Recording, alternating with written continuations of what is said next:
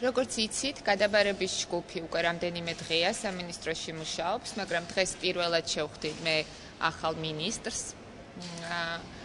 თქვენთვის შეიძლება უცნაური იყო, რომ ეს შეხვედრა არ მოხდა, არ შედგა სამინისტროში. კითხვები წინასწარ დამისვეთ.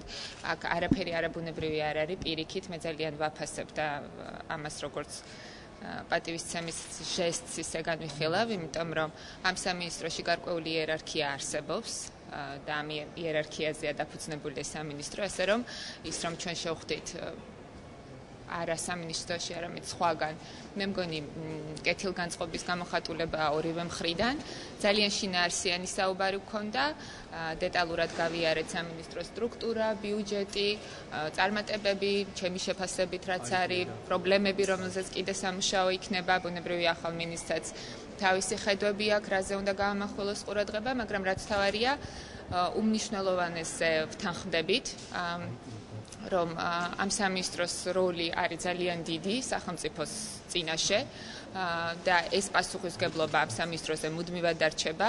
პირველ რიგში აქ გულისხმობ, რა თქმა უნდა, საზოგადოებრივ წესრიგს და უსაფრთხოებას, ასე რომ სამინისტრო აგრძელებს მუშაობას, იგივე პოლიტიკის გატარებას, რაც აქამდე ქონდა ამ მიმართულებით. და ჩემთვის ძალიან სასიამოვნო იყო იმის მოსმენა, რომ ახალ მინისტრს აბსოლუტურად იგივე ხედვა აქვს და ისიც გააგრძელებს რიგით მოქალაქეებზე ზრუნვას, საზოგადოებრივ წესრიგზე ზრუნვას და იმ უსაფრთხოების მაღალი ხარისხის შენარჩუნებას, რომელიც ამ ქვეყანაში მოვიპოვეთ. თუ ისაუბრა კონკრეტულად ხედვებით გადაცნოთ, საკმაოდ ბევრი საუბრობენ რეორგანიზაციაზე და სტრუქტურულ ცვლილებებზე, შეიძლება რომ მოხდეს სამინისტროში. მე მგონი ამაზე ლაპარაკი ძალიან ნაადრევია, ეს სამინისტრო საკმაოდ დიდია, ძალიან მრავალფეროვანი ფუნქციებით. მინისტრს და მის ახალ გუნდს დაჭირდება რაღაცა დრო, რომ დეტალურად საქმის კურსში შევიდნენ. ჩვენ შევეცდებით მაქსიმალურად გავუმარტივოთ ეს საქმე ამ გადაბარების პროცესში, იმიტომ რომ ჩემი გადმოსახედიდან და მისი გადმოსახედიდანაც ეს გადაბარების პროცესი არის დიდი გამოცდა საქართველოს ახალი დემოკრატიისთვის და ძალიან ბევრი იქნება დამოკიდებული როგორც ჩემზე და იმ თანამშრომლებზე, რომლებიც სამინისტროში მუშაობენ, ისევე ახალ გუნდზე, რომელიც შემდეგ სამინისტროში მოვა, რამდენად კარგად გავართმევთ თავს ამ ახალ გამოცდას და რამდენად იქნება ეს წინგადადგმული ნაბიჯი საქართველოსთვის როგორც ასეთი. მე არ გამოვრიცხავ რაღაცა ტიპის რეორგანიზაციებს, ეს ბუნებრივიც იქნება, თუმცა მე ძალიან ვამაყობ იმ სისტემით, რომელიც შევქმნით, მე ძალიან ვამაყობ შინაგან საქმეთა სამინისტროთი, თითოეული ჩემი თანამშრომლით და ახალი მინისტრიც აფასებს ბევრ ამას, რაც გაკეთდა და ასევე ძალიან პოზიტიურად აფასებს ბევრი წარმატებას, სტრუქტურულსაც და კონკრეტულ შემთხვევებთან მიმართებაშიც, რომელიც სამინისტრომ კონკრეტული შედეგების სახით დადო. ან კონკრეტულად საუბარი არის. იმედის რეორგანიზაცია რა მიმართულებით იცით რა არის ეს ჩემი მხრიდან კომენტარი ნამდვილად ვერ იქნება, ახალი მინისტრი თავად გააკეთებს ამ შეფასებებს, მაგრამ მე მგონი უნდა ვიყოთ კორექტულები და მივცეთ ახალ გუნდს იმის შესაძლებლობა, რომ რეალურად მოვიდნენ სამინისტროში, გაეცნონ ადგილზე სიტუაციას და ამის მერე გადაწყვიტონ უკვე რა სჭირდება გაძლიერება, რა სჭირდება შეიძლება დამატებითი აქცენტების გაკეთება და ფინანსების გაზრდა თუ რეორგანიზაცია. იმედის მიკროფონები აწიეთ. ჩვენ აბსოლუტურად ყველა დეპარტამენტზე ვისაუბრეთ.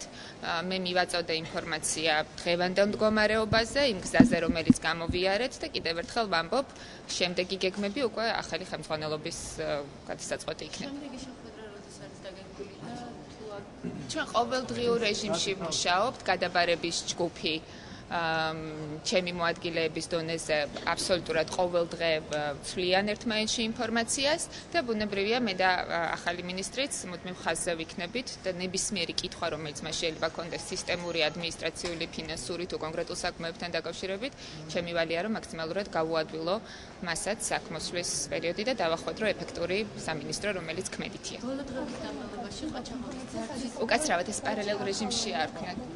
არა. აი თუ დაწია რა. იცით რა არის? ოდნავ მომატებული არის ძალადობრივი დანაშაული ჩვენს ქვეყანაში, მაგრამ ეს არ არის ამოვარდნილი საერთო სტატისტიკიდან, ესეთი დახუნძლული დღეები და კვირეები ქონია ამ ქვეყანაში. თუმცა აქაც გულუბრყვილოები ნოვიქნებით, ეს გადაბარების პროცესი რამდენადაც შრომატევადი და მტკივნეულია ამ თავრობისთვის და იმ თავრობისთვის, რომელიც უნდა მოვიდეს, ასევე ეიფორიულია მთლიანად საზოგადოებისთვის. ასე რომ, რა თქმა უნდა, არიან ადამიანები და შეიძლება ჯგუფები ადამიანების, რომლებიც ცდილობენ ეს გადაბარების პროცესი, ეს გაურკვევლობა და კითხვის ნიშნები, რომელიც ჯერ კიდევ არსებობს ბუნებრივია, სანამ ახალი მთავრობა ეფექტურად შეუდგება მუშაობას, გამოიყენონ და რაღაცა გამოცდები ჩაუტარონ სახელმწიფოს, სისტემას, მათ შორის სამართალდამცავებს და ამაზე ჩემი პოზიციაც და ახალი მინისტრის პოზიციაც არის აბსოლუტურად იდენტური, რომ პოლიციამ უნდა გააგრძელოს მუშაობა და ყველა ამ გამოწვევას გასცეს პასუხი. ჩვენ შედეგები გვაქვს, ძალიან ბევრი ძარცვა და ყაჩაღობის ფაქტი, რომელიც ამ კვირებში დაფიქსირდა და სხვა შორის არ არის ლაპარაკი ათეულობით ესეთ ფაქტზე, არის რამოდენიმე ესეთი ფაქტი. ნაწილობრივ უკვე გახსნილია. გუში მაგალითად სამეგრელოში გაიხსნა ერთი ქურდობის ფაქტი, დღეს ერთი ყაჩაღობის ფაქტი თბილისში გაიხსნა, წინა დღეებშიც გვაქვს შედეგები, ამიტომ კი ეს გამოწვევები არსებობს, მაგრამ პოლიცია თავისი მაღლეზე დგას.